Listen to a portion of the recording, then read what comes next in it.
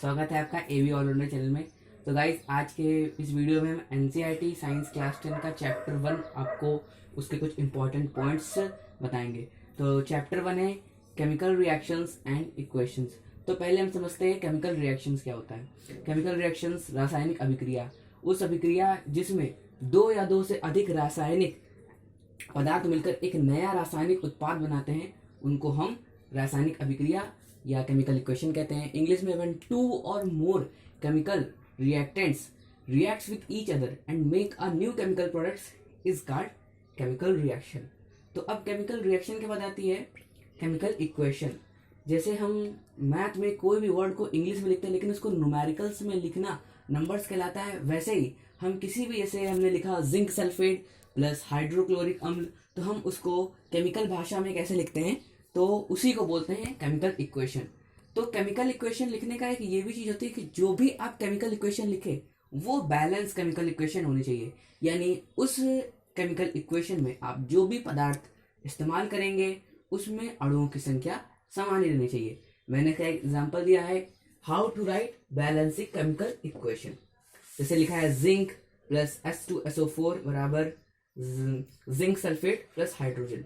तो गाइस, इसमें आप देख रहे होंगे, इसमें Zn के पास भी एक परमाणु है, जिसमें कोई चार्ज नहीं होता उसमें एक होता है। तो Zn के पास भी एक परमाणु है, SO4 है और H2 है। तो ये पूरी तरीके से बैलेंस इक्वेशन है। इसमें जो जो पदार्थ में जितने भी अणुओं की संख्या है वो समान है।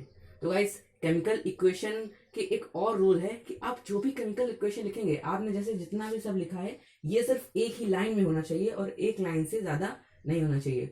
और इसमें आपको कैपिटल और स्मॉल लेटर का भी ध्यान रखना है। जब हम कैपिटल लेटर का इस्तेमाल करते हैं उसके बाद स्मॉल लेटर का इस्तेमाल करते हैं तो ये चीज दिखाती है कि ये दोनों एक ही हैं। और अगर हमने Z कैपिटल और N भी कैपिटल कर दिया है तो Z अलग है और N अलग है, ये शो करता है।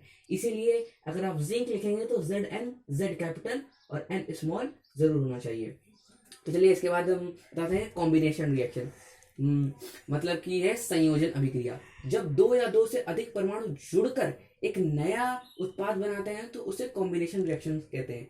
When two or more reacts and joins with each other and make a new product is called combination reaction।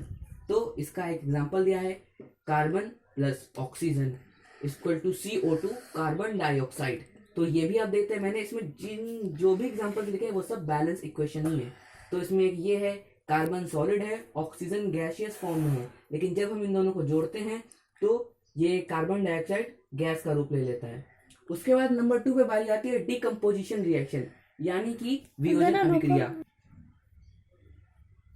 वियोजन अभिक्रिया, वियोजन अभिक्रिया में एकल अभिकर्मक टूटकर दो अलग अलग पदार्थ बनाते हैं। मतलब in which process that one reaction brokes and makes a new two product is called decomposition reaction. तो इसका एग्जांपल है 2KClO3। तो ये टूट के बन जाता है 2KCl प्लस 3O2। इसमें भी इन दोनों के परमाणु की संख्या समान ही है। तो नंबर 3 पे बारी आती है डिस्प्लेसमेंट रिएक्शन, यानी विस्थापन अभिक्रिया की। विस्थापन अभिक्रिया में होता है जब अपने कोई भी पदार्थ अपने अणुओं का स्थानांतरण कर देता है। when in that process when a products displace with each atoms to other product is called displacement reactions।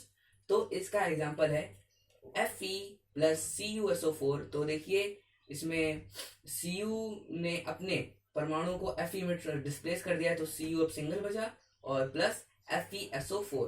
तो ये इस रिलेशन में तीन रिएक्शंस की, तीन टाइप के आपको रिएक्शंस मिलेंगे, combination reaction, decomposition reaction, displacement. इसके हिंदी में अर्थ है संयोजन, वियोजन और विस्थापन।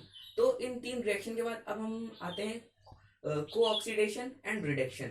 तो सबसे पहले हम समझ लेते हैं व्हाट इज को-ऑक्सीडेशन।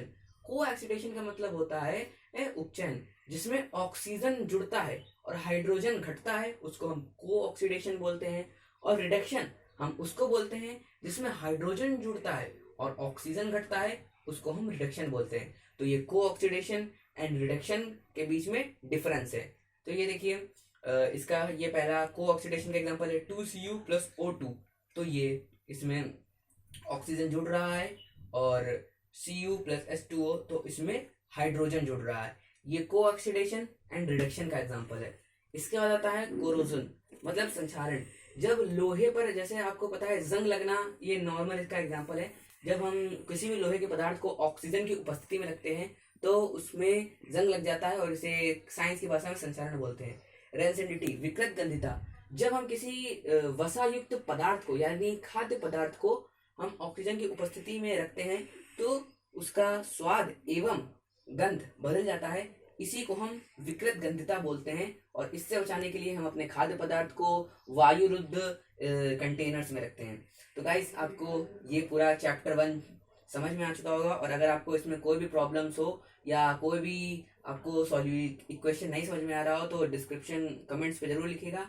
और गाइस, अगर आपको ये वीडियो पसंद आया है तो इसे लाइक जरूर कीजिएगा और अपने तमाम दोस्तों में शेयर कीजिएगा और मेरे चैनल AB ऑलराउंडर को सब्सक्राइब